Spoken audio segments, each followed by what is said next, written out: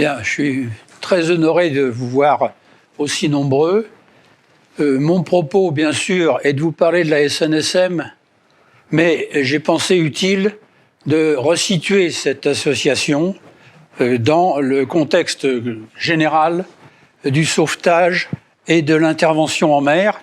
Là, je parle bien de sécurité et non pas d'intervention militaire, même si certaines personnes concernées par la sécurité sont également concernées par les opérations militaires, puisque dans le système français, ce sont les officiers généraux de marine qui sont en place dans les différents endroits qui ont la responsabilité de gérer tout ce qui est domaine maritime, que ce soit pour protéger les côtes, pour protéger les bateaux les uns des autres, pour s'occuper et gérer le trafic en tout genre, de quelque nature que ce soit.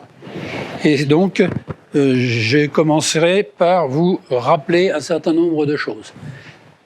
Jusqu'au début du XXe siècle, le sauvetage en mer ou l'intervention en mer était le fait de règles coutumières, de personnes de bonne compagnie qui avaient pour mission de naviguer et qui, lorsqu'ils avaient des difficultés, faisaient appel à ceux qui étaient proches d'eux pour leur porter secours. Il n'y avait pas de structure internationale, même si certaines des habitudes faisaient qu'on pouvait même aller, comme par exemple à l'époque où les sous-marins n'étaient encore que des submersibles, il est arrivé qu'un bâtiment de combat désempare un sous-marin et récupère l'équipage de ce sous-marin à bord pour leur permettre de continuer à vivre. Bon, c'était une pratique qui datait depuis très longtemps, puisqu'à l'époque des guerres de course, on essayait de s'emparer des bateaux, soit de commerce, soit de l'adversaire, et on faisait prisonniers ou pas, selon les possibilités du moment, les équipages. À partir de 1910, on a commencé un petit peu à essayer de mettre de l'ordre au niveau international, et il y a eu toute une succession de textes, de conférences,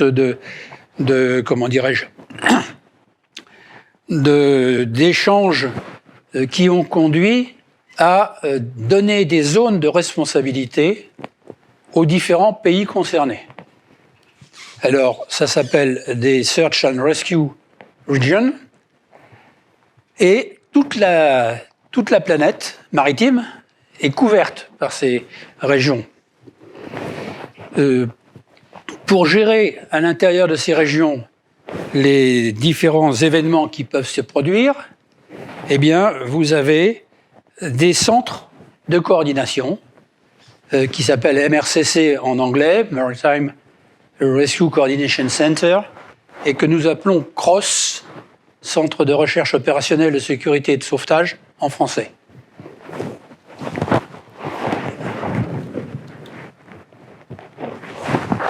La gestion de toutes ces difficultés qu'on peut rencontrer à la mer est le fait d'une division, action de l'État en mer, au sein de la préfecture maritime de l'endroit métropolitain concerné ou du commandement, de la région Outre-mer, et c'est le fait du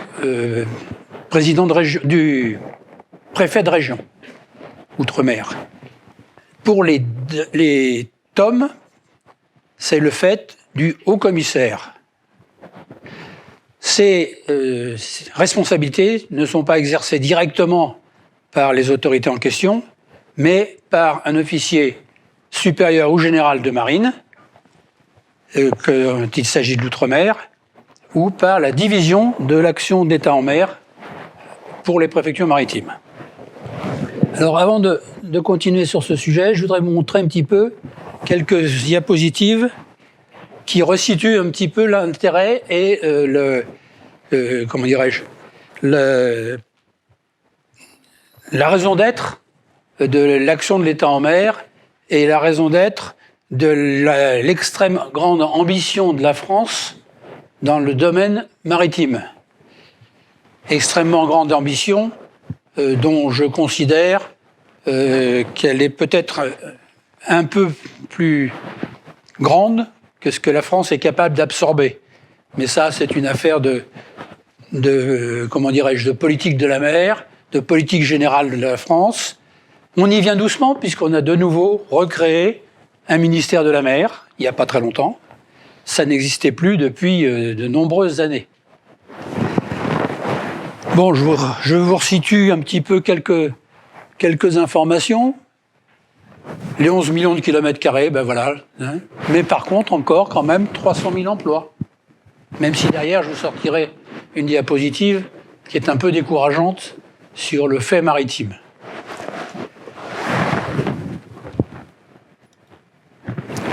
Alors voilà un petit peu pourquoi il faut mettre un petit peu d'ordre dans la maison. Cette diapositive vous montre à peu près ce qu'est le trafic maritime en Europe. C'est seulement l'Europe. Bon, vous avez des autoroutes. Hein. Pourquoi vous avez des autoroutes ? Parce que les bateaux, pour des tas de raisons, y compris financières, essayent d'aller du plus court au plus court. Donc en général, on contourne les caps, du moins on essaye, on n'y arrive pas toujours. Et c'est ça qui amène, quand on n'arrive pas à franchir un cap, amène les autorités à terre à gérer le milieu maritime pour éviter que ça se reproduise.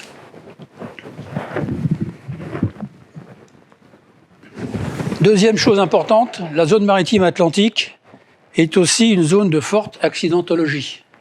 Vous remarquerez, j'ai pas de... Voilà le nombre d'accidents sur une année. Les chiffres, c'est pour vous donner des idées. Hein. Ce n'est pas obligatoirement les chiffres du jour. Mais c'est quand même, globalement, toujours en valeur. 2480 sur l'Europe.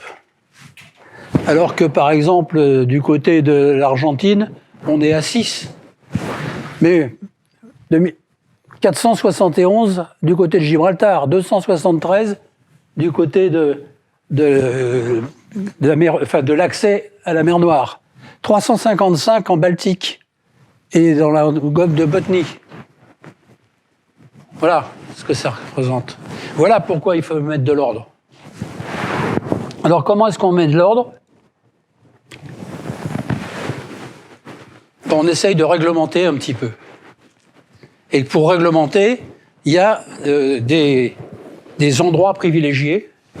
Bien sûr, j'espère que ça n'est pas trop flou, mais vous avez des points extrêmement dangereux et qui, historiquement, ont beaucoup marqué la France, qui ont amené à ce que, progressivement,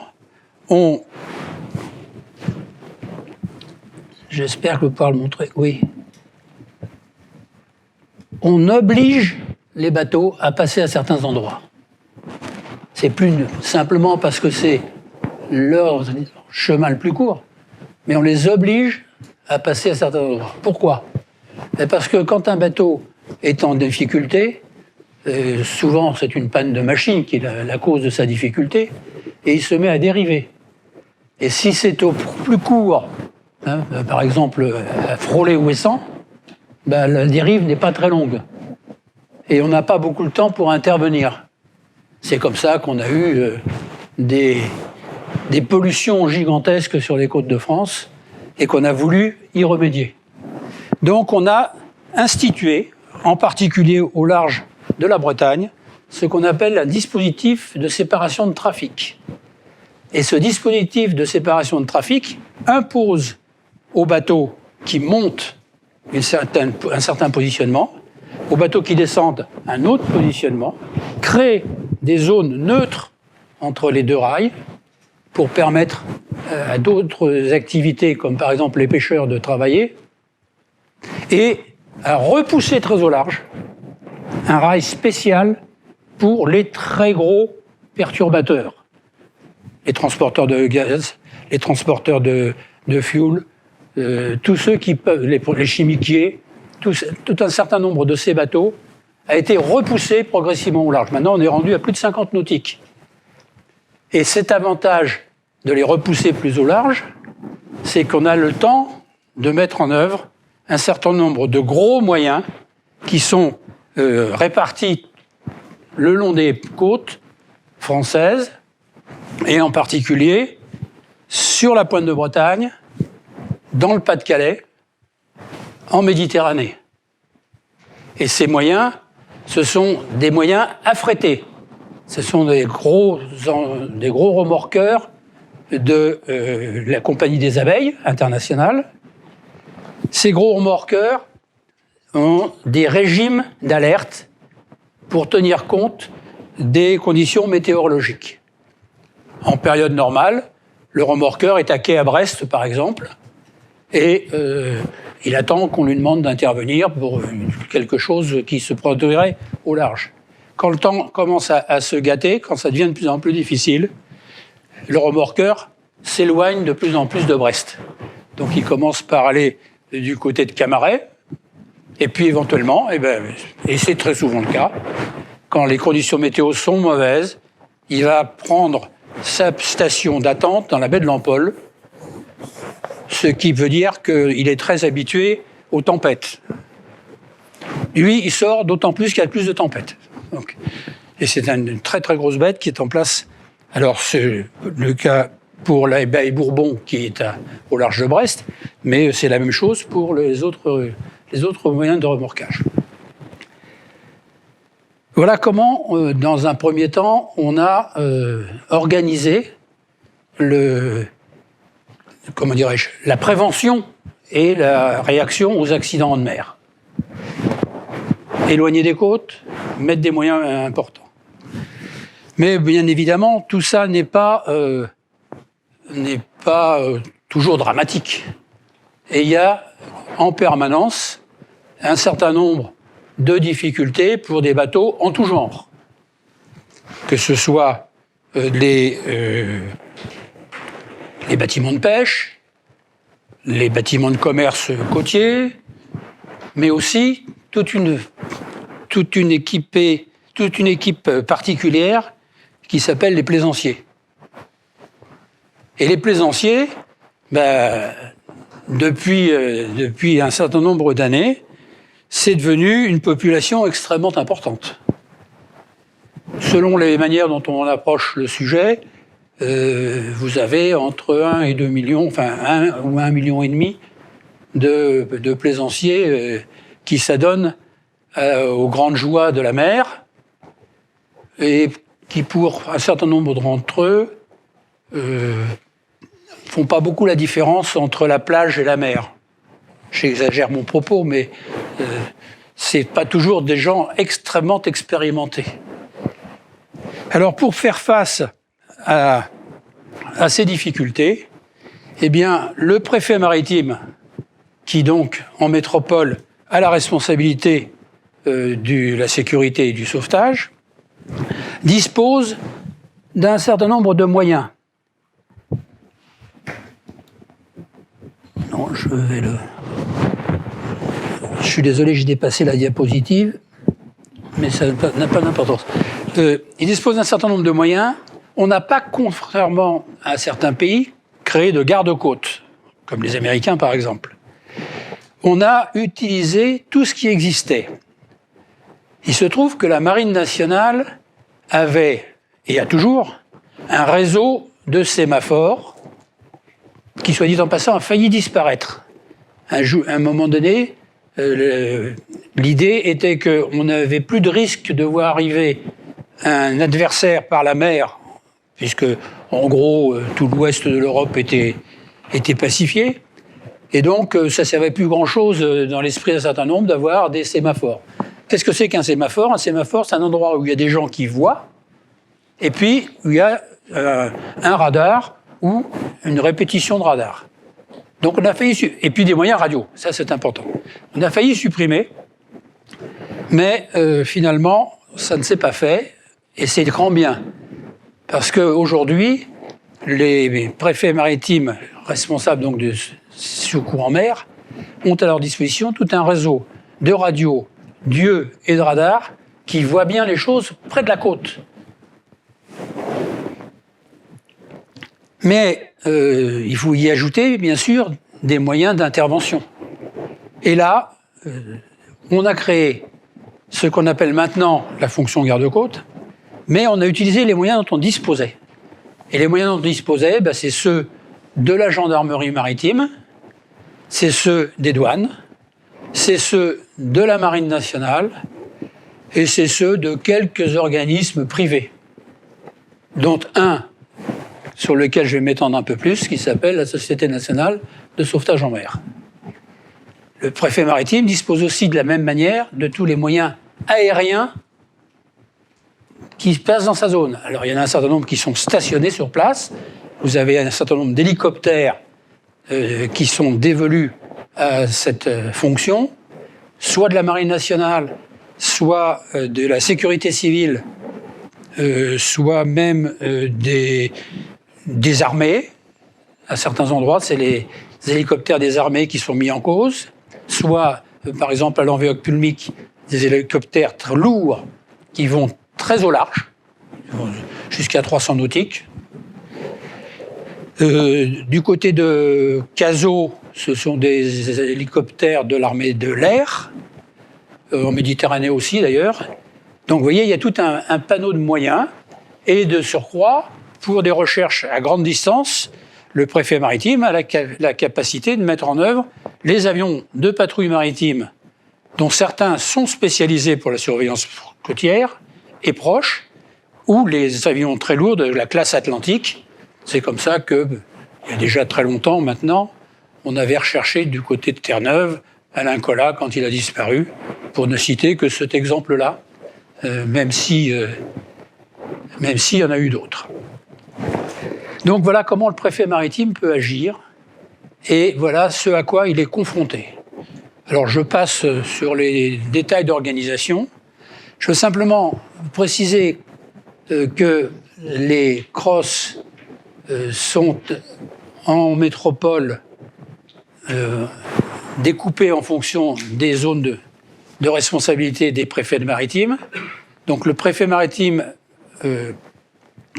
de la Manche a la responsabilité de la baie du Mont-Saint-Michel jusqu'à la Belgique, en gros, avec un CROSS, Centre de recherche opérationnelle, sécurité et de sauvetage, à côté de Cherbourg, et l'autre à Griné.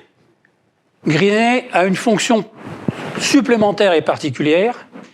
Il coordonne au niveau national toutes les interventions qui ont lieu au-delà de la métropole, qu'elles soient faites par des Français ou par des étrangers, puisqu'il y a coordination et complémentarité entre les différents MRCC dans le monde. Ensuite, vous avez l'autre moitié de la Manche qui est dévolue au CROSS Corsen, qui se trouve donc à la pointe de Bretagne. La première moitié de l'Atlantique est dévolue au CROSS Corsen toujours. Tout le reste, donc depuis Pinmar jusqu'à l'Espagne, c'est le CROSSA, CROSS Etel. Et en Méditerranée, vous avez un CROSS à la Garde et un sous-CROSS qui est activé l'été à Ajaccio. Voilà pour les métropolitains. Outre-mer, vous en avez partout où il y a des îlots ou des îles françaises avec éventuellement des sous-ensembles, comme par exemple pour Mayotte ou pour la Guyane dépendant des Antilles. Donc voilà comment est organisé au niveau national, métropolitain et outre-mer, à grands traits, je pourrais vous donner plus de précisions après si vous le souhaitez, mais à grands traits, le sauvetage sur pour intervenir sur les différents moyens en détresse. Alors maintenant, quand on s'intéresse aux moyens privés de sauvetage, il y a une association tout à fait particulière qui s'appelle la Société nationale de sauvetage en mer, qui est mise à contribution. Je vous montrerai tout à l'heure ce qu'elle représente comme pourcentage des sauvetages et des interventions. Cette société, elle vient d'où? Eh bien, elle vient de la solidarité des pêcheurs entre eux. Et ça remonte à très longtemps. Sur les côtes, il y a toujours eu, autour d'un petit port de pêche, des moyens mis en place. Alors au début, c'était, parce qu'en général, les bateaux venaient s'échouer assez près de la côte, c'était quelquefois des moyens d'envoyer un lance-amarre pour faire ensuite un petit pont et aider les gens à quitter le bateau sur lequel ils étaient en difficulté. Parce qu'effectivement, les autres, quand ils avaient coulé, de toute façon, on récupérait personne. Et à l'époque, en plus, il n'y avait pas beaucoup de marins-pêcheurs qui savaient nager. Bon, il y a un dicton, il y a une phrase qui est souvent... C'est pas la peine de savoir nager pour couler, donc en conséquence, comme on sait qu'au bout d'une demi-heure dans de l'eau à 10 degrés, on a des chances de survie qui sont proches de zéro, pourquoi apprendre à nager? Bon, j'exagère un peu, bien sûr, aujourd'hui c'est plus la mode. Et c'était donc des moyens locaux. Et petit à petit, ces moyens locaux se sont étoffés. Et ils étaient très souvent gérés par les communes. C'est la solidarité du village, en fait. Et gérés par les communes, tout ça, ça fonctionnait plus ou moins bien. Et petit à petit, les moyens ont cru et embelli. Et puis un jour, il y a eu 2 accidents très graves de bateaux qui transportaient pas mal de gens et qui ont ému les autorités françaises. Et ces accidents très graves, de la sémillante en particulier, ont conduit à la création d'une association qui regroupait, parce que l'union fait la force bien sûr, regroupait tout ce qui existait dans une zone côtière. Et c'est comme ça qu'a été créée la Société centrale de sauvetage aux naufragés, en 1865, et qui a été menée, dirigée par l'amiral Rigaud de Genouilly, c'est pour l'histoire, et avec le soutien très actif de l'impératrice Eugénie. C'était répandu sur pas mal d'endroits, mais d'abord essentiellement en Manche. Un peu plus tard, en 1973, la Société des Hospitaliers Sauveteurs Bretons a été créée. Alors pourquoi est-ce qu'elle est un peu différente comme appellation? C'est parce qu'elle est aussi un peu différente pour son but. Cette société a été créée par un avocat général de la auprès de la Cour de Rennes, qui était M. Nadeau de Buffon, parent du Buffon bien connu. Et son idée était à la fois, bien sûr, d'aider au sauvetage des gens, mais de les aider aussi à avoir une conduite plus hygiénique, si je peux dire. Et c'est en cela qu'ils sont appelés hospitaliers, comme tous les grands groupes hospitaliers, que ce soit l'Ordre de Malte, que ce soit tout ce que vous voulez. C'est pour ça qu'ils sont appelés comme ça. Bon, ça a fonctionné. Ça a même bien fonctionné parce que entre les deux sociétés, il n'y avait pas concurrence, il y avait complémentarité, c'était pas aux mêmes endroits. Les hospitaliers sauveteurs bretons étaient d'abord essentiellement en Bretagne. Après, ils ont essaimé un peu, mais en Bretagne, il y avait des gens de la SCSN. Donc, tout ça fonctionnait assez bien, et il y a eu des solidarités. Quand on plonge dans les archives des deux sociétés, eh bien, il y a eu des solidarités qui étaient en fait des solidarités de voisinage.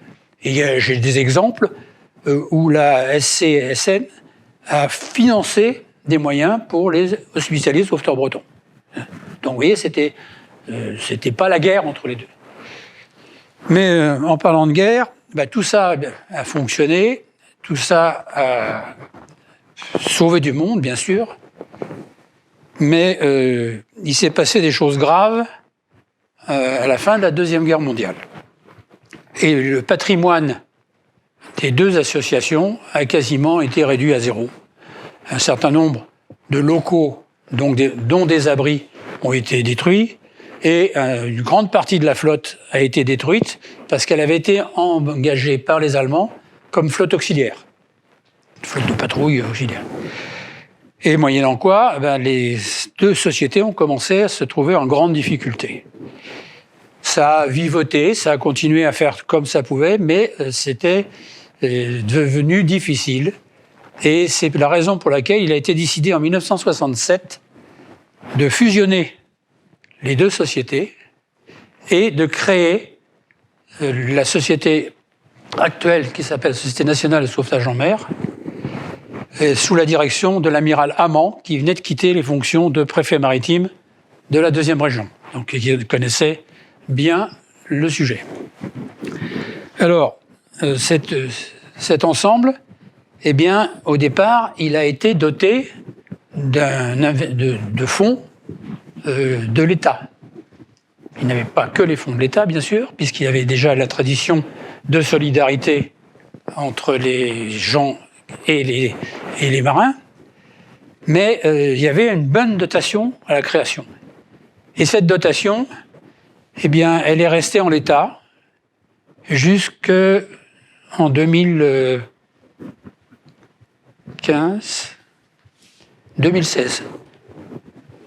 C'est vous dire que ce qui au départ était en gros une aide d'environ 50% des besoins était arrivé à moins de 10%. J'anticipe un peu ce que je veux dire, mais c'est une des raisons pour lesquelles on a fait depuis un très gros effort pour réinvestir l'État dans ses responsabilités.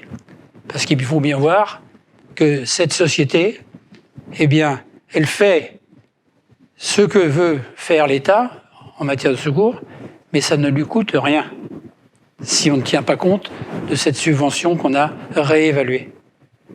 Ça ne lui coûte rien parce que ces deux associations et cette association actuelle étaient armées par des bénévoles. Et je dis bien des bénévoles. Aucun membre intervenant de la SNSM n'est payé. Ce qui ne veut pas dire que ce que fait la SNSM soit toujours gratuit. Et je vous le préciserai un petit peu après. Mais c'est très important de savoir ça. Les sauveteurs en mer sont bénévoles. Alors je vous donnerai un tout petit point de contradiction un peu après sur une catégorie particulière de sauveteurs. Mais je vous expliquerai pourquoi. Donc, la SNSM a maintenant une responsabilité considérable dans le sauvetage. Parce que le sauvetage qui est le plus prégnant et qui concerne le plus d'interventions, c'est le sauvetage proche de la mer. La moyenne des interventions de la SNSM se fait entre 0 et 4 nautiques, donc 7,5 km.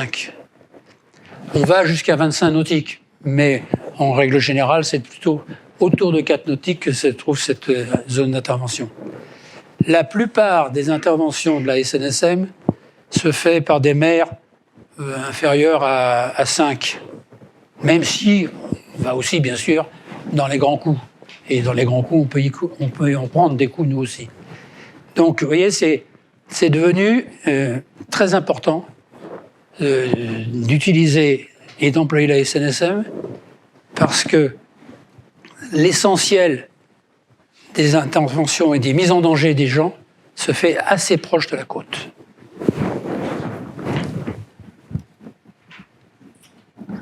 Bon, je rappelle que c'est une association de type loi 1901. Et voilà, aujourd'hui, Tout moyen confondu. Alors je vous dis, ça peut aller du pétrolier de 300 000 tonnes au yoyo de 4 mètres. Mais tout moyen confondu, c'est fait 50% par la SNSM. Et plus de 80% des interventions hors heures ouvrables. Parce que non seulement ils sont bénévoles, mais ils sont permanents. Et ils sont permanents avec une contrainte extrêmement forte qui explique qu'on a du mal quelquefois à recruter des bénévoles, qui est aujourd'hui on a un petit peu agrandi, qui est de rallier le bateau en moins de 20 minutes. Alors si vous êtes à la SNSM de Quiberon et que vous habitez l'enracinement de Ploarnel par exemple, eh bien vous ne pouvez pas être membre de la SNSM. Vous êtes trop loin. En été, c'est fermé. En été, il faut plus d'1 heure pour aller de Ploarnel à Quiberon. Donc vous voyez, c'est la première limitation sur les volontariats. Je reviendrai ensuite sur les autres. Mais je tenais à vous montrer ces chiffres parce que ça explique ce que représente la SNSM dans le domaine du secours en mer. J'en profite aussi pour vous parler de la branche particulière qui s'appelle les sauveteurs de plage. Les sauveteurs de plage, c'est eux qui ont un statut un peu particulier. Ce sont des gens qui sont employés municipaux pendant la période d'été. Quand un maire organise une plage surveillée, il doit impérativement avoir un certain nombre de personnes compétentes pour assurer la surveillance de cette plage. Et de ce fait, il les engage comme employés de mairie. Ils sont payés autour du SMIC, un petit peu plus en fonction de leurs responsabilités. Et donc ces jeunes nageurs sauveteurs, on les forme. On les forme sur une période très longue, puisqu'on les forme sur 1 année. Il y a 800 heures de formation. On leur prend pratiquement tous les week-ends. On leur prend la moitié de leurs vacances scolaires. Et on en forme des responsables capables qui, dès le 1er juillet, sont sur les plages pendant 2 mois, 2 mois et demi, en fonction des endroits où ça se situe. Donc c'est là qu'il y a une différence. Ils ne sont pas complètement bénévoles. Mais c'est important de les avoir parce que pour nous, c'est un vivier. C'est des gens dont on imagine que quand vers 50 ans, ils auront un petit peu de temps libre ou quand ils seront en retraite, alors ça maintenant je ne peux plus dire à quel âge, ils pourront venir nous rejoindre. Et c'est pour nous devenu fondamental. Notre recrutement a besoin d'être, renouvelé. Et pourquoi est-ce qu'il a besoin d'être renouvelé ? Eh bien parce que c'est les professions qui nous fournissaient les volontaires, les bénévoles, ont réduit comme peau de chagrin. Je vais vous montrer les chiffres.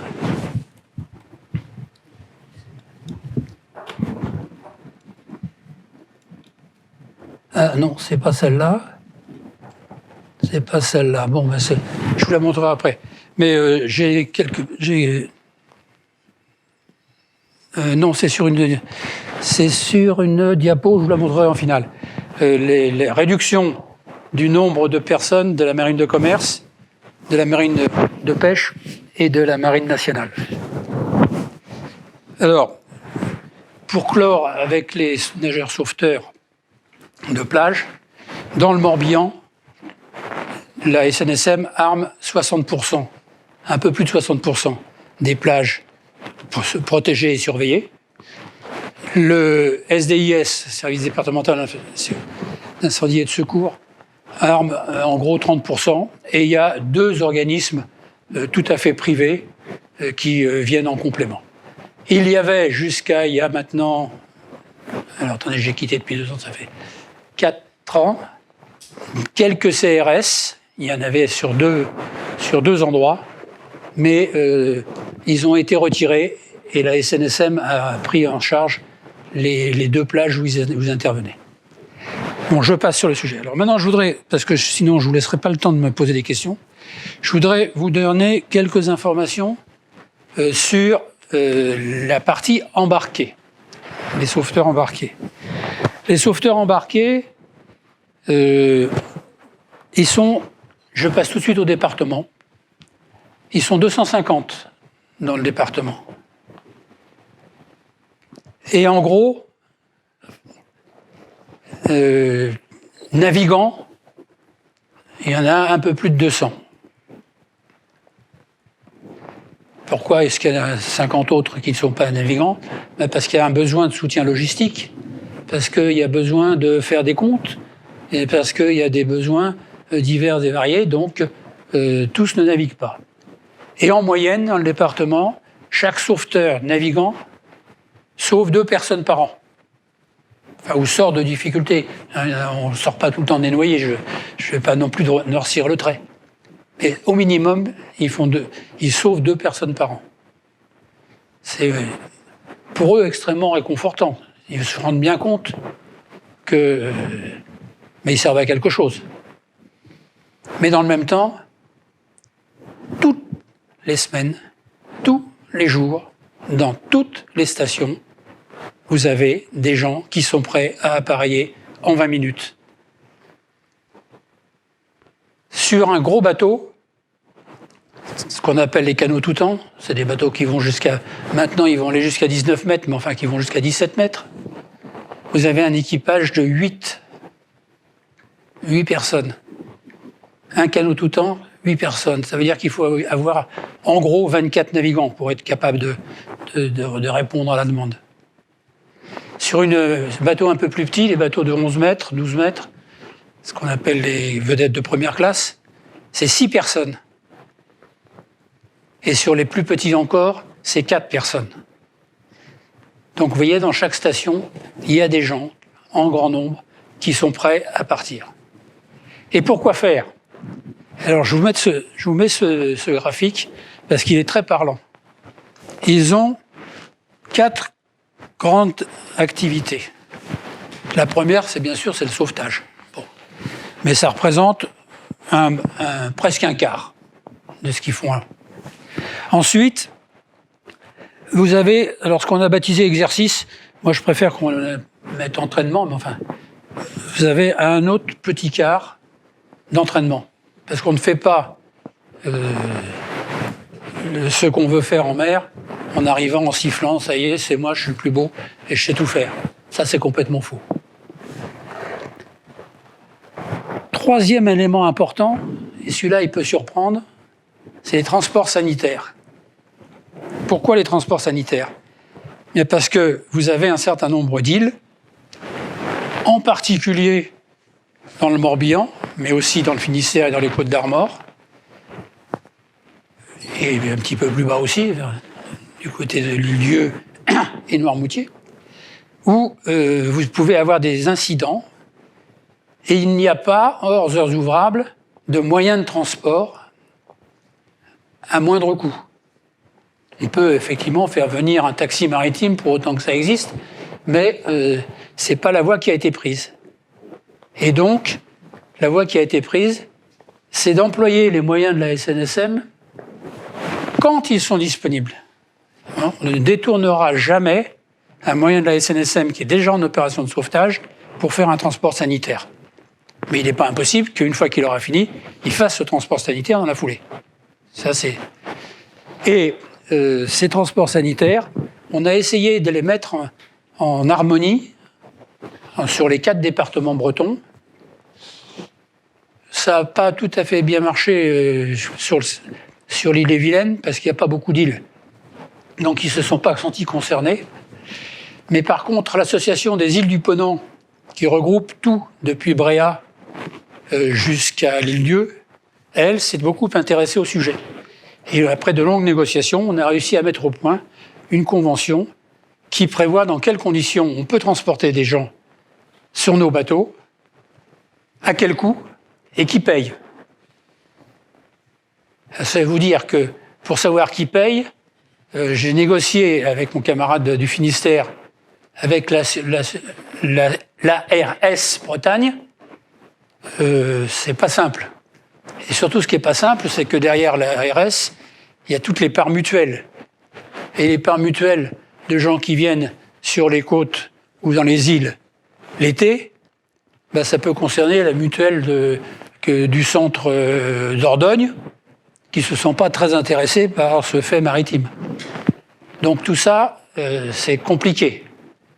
Heureusement, à la suite d'une avancée récente, le ministère de la Mer nous accompagne pour que tout ça soit pris en compte au niveau national et par l'État, et que les stations n'aient plus à courir après les gens qui leur doivent de l'argent.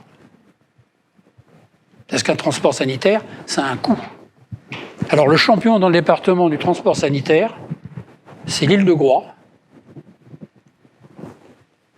Parce que pour l'essentiel, elle transporte tous les gens qui ont besoin d'aller à l'hôpital à Lorient à des heures où il n'y a pas les bateaux normaux habituels. Je ne dirais pas en concurrence, en complémentarité de l'hélicoptère de la sécurité civile qui est basé à Lanbiwe.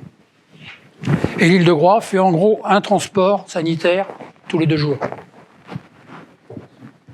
Donc sur les 197 de cette diapositive, il y en a 100, alors là, cette année-là, c'était un peu moins, il doit y en avoir 165 pour l'île de Groix.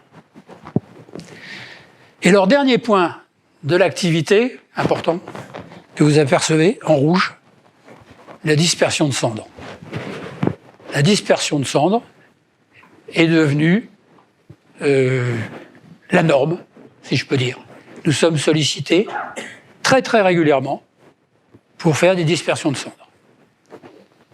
C'est fait dans des conditions extrêmement précises.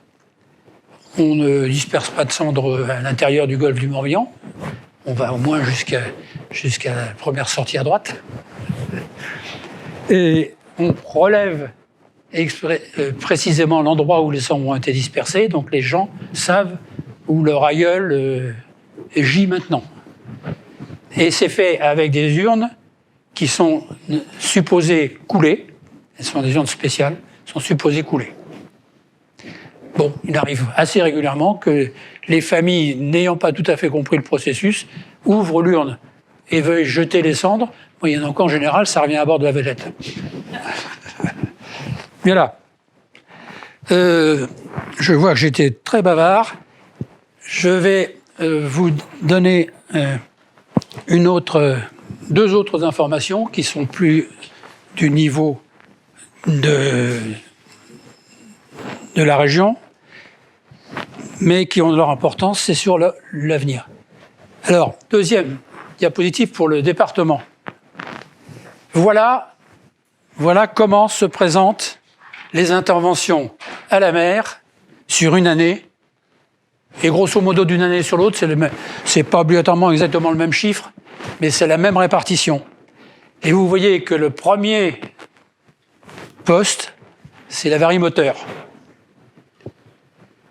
Alors, l'avarie moteur, elle m'agaçait profondément. Je suis plus en charge, donc je suis moins agacé.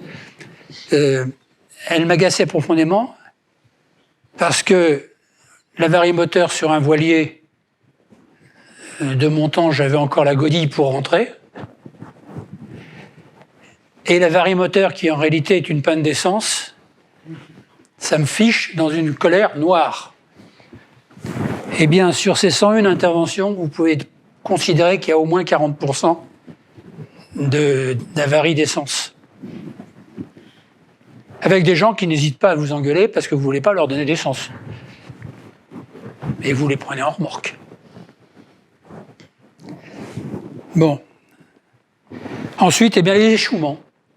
C'est récent. C'est récent, en 2014-2015, c'était un petit truc. Maintenant, c'est devenu, je dirais pas cool. Oui, c'est courant. 60 échouements sur une période qui, en général, va du mois de mai au mois de septembre. Hein, ça fait beaucoup. Comme si les gens ne savaient plus reconnaître les... Bon, alors en fait, je ne mets pas en cause les marins du coin. Je mets en cause un peu les marins du dimanche qui passent leur permis sur la Seine et se précipitent avec un bateau tout neuf à partir de la plage, moyennant quoi le bateau se retourne. C'est un fait réel, ça. Bien. Voilà ce que je voulais vous présenter sur le sauvetage. Alors, maintenant, un point important. Qu'en est-il au niveau national? Où est la SNSM? Elle a été bousculée, en particulier, elle était déjà en évolution, mais elle a été bousculée en particulier à la suite d'un accident très grave qui a eu lieu au Sables d'Olonne en juin 2019, accident dans lequel on a perdu 3 de nos marins, et dans des conditions assez épouvantables. Ça a déclenché une prise de conscience, ça a provoqué des études du bureau accident mer, études d'une commission sénatoriale qui a creusé le problème. J'ai moi-même été auditionné avec mes troupes quand ils sont venus ici, et qui a aussi interpellé le gouvernement, puisque les préfets ont créé des tables rondes dans lesquelles on a été auditionné. Et aujourd'hui, tout ça débouche sur un certain nombre d'avancées. D'une part, l'État a stabilisé sa participation à hauteur de 10 millions, un peu plus de 10 millions et demi d'euros, comme subvention annuelle. D'autre part, les formations obligatoires, indispensables, que nous délivrons à tous ceux qui nous rejoignent sont reconnues comme étant des valorisations des acquis et donc peuvent être suivies par des membres actifs, des membres qui travaillent, mais en ayant un congé de leur patron. C'est reconnu. Ça, c'est important. Et troisièmement, c'est un peu plus anecdotique et je ne souhaite pas qu'il y en ait trop, mais enfin, les enfants des victimes à travers cette activité sont reconnus comme pupilles de la nation. Et quatrièmement, j'ai oublié quel est le quatrième. Et quatrièmement, nous avons modifié nos statuts pour faire entrer plus de membres des différentes stations. C'est-à-dire on revient aux fondamentaux. La SNSM, c'est des stations qui ont été fédérées et qui sont gérées par un petit groupe. On est passé de 3 membres par station participant à l'Assemblée générale à, pour l'instant, une douzaine. Enfin, ça s'est fait sur la base du volontariat. Donc on a multiplié le nombre de membres actifs, si je peux dire, même si tous sont des membres actifs, mais au titre du statut. Et alors, dernier point extrêmement important, la flotte a besoin d'être renouvelée. On avait fait progressivement des remises à niveau et des mises en place de nouveaux bateaux dans les années précédentes, avec essentiellement sur la région 2 chantiers. Sibiril à Carantec, qui a construit 5 bateaux de première classe, donc 5 bateaux tout temps, je veux dire, donc les plus grosses unités. Et les chantiers Bernard, le Michelic, qui ont construit des bateaux de taille intermédiaire. Tout ça a été arrêté parce que c'était vraiment de l'échantillonnage, ça avait toujours des trucs. Et on s'est adressé à un très gros constructeur qui s'appelle Guy Couache, qui est à Arcachon. Bon, ça a suscité quelques observations, ça a suscité quelques mécontentements. De toute façon, jusqu'à preuve du contraire, Arcachon, c'est aussi au bord de la mer. C'est pas parce que c'est pas Boulogne que c'est pas bien. Donc là, on a un très gros programme. On a un programme qui s'appelle Cap 2030, et nous avons plus de 100 bateaux en perspective de construction, 110 bateaux, mais à un rythme qui nous permet d'acheter quand on peut payer. Et de ne pas dire j'en veux 50 et je ne peux pas payer à un moment donné. On peut moduler. Parce que, là je reviens sur le dernier message, la SNSM vit de la montée des gens. Les revenus de la SNSM sont 80% le fait de dons, de legs, mais pas d'organismes particuliers, privés, je veux dire. Voilà. Bon, je ne vous ai pas dit tout ce que j'aurais pu vous dire, mais c'est pas grave, il y aura d'autres opportunités. J'espère vous avoir donné un petit peu envie de comprendre. Ça, c'est un des futurs. C'est le tête de série. Alors, c'est un bateau de taille modeste, hein, c'est la taille d'un semi-rigide, mais il a une structure modulable. Donc on peut mettre ou pas mettre la cabine, on peut mettre ou pas mettre le prolongement. Ça permet en fonction de ce qu'on fait, par exemple quand on fait un transport sanitaire, on aime bien protéger les personnes, donc on peut arriver à aller jusque-là, hein, complètement. Et c'est la tête de série. Pour l'instant, il y a celui-là, et puis il y a la tête de série des très grosses unités, qui est en cours d'essai, qui a été réalisée. Bon, je viens de voir qu'il y avait un petit déboire, il a 4 tonnes de... Bon, il se retourne bien, il flotte bien, mais il a 4 tonnes de plus que ce qui était prévu dans le contrat. Donc il va falloir que Guy Couache trouve une solution, parce qu'on tient aux 25 nœuds du bateau. Et il y a des tas d'autres choses que j'aurais pu vous dire, en particulier, est-ce qu'on est payant? Non, quand on sauve les vies humaines. Oui, quand on fait autre chose. En particulier quand on fait un transport sanitaire, quand on va jeter des cendres, quand on remorque au port un bateau en détresse, ça c'est payant. Il faut que les gens le sachent, et en général ils le savent, mais ils sont toujours en train de discuter. Il n'est pas rare que quand on a fait un remorquage, on ait un avocat qui nous attende sur le quai quand on arrive. Bon, ça fait partie des choses. Bon, ben écoutez, je suis désolé, parce que je me suis laissé emporter comme d'habitude, et je n'ai pas pu vous donner toutes les informations, mais je suis prêt à le faire.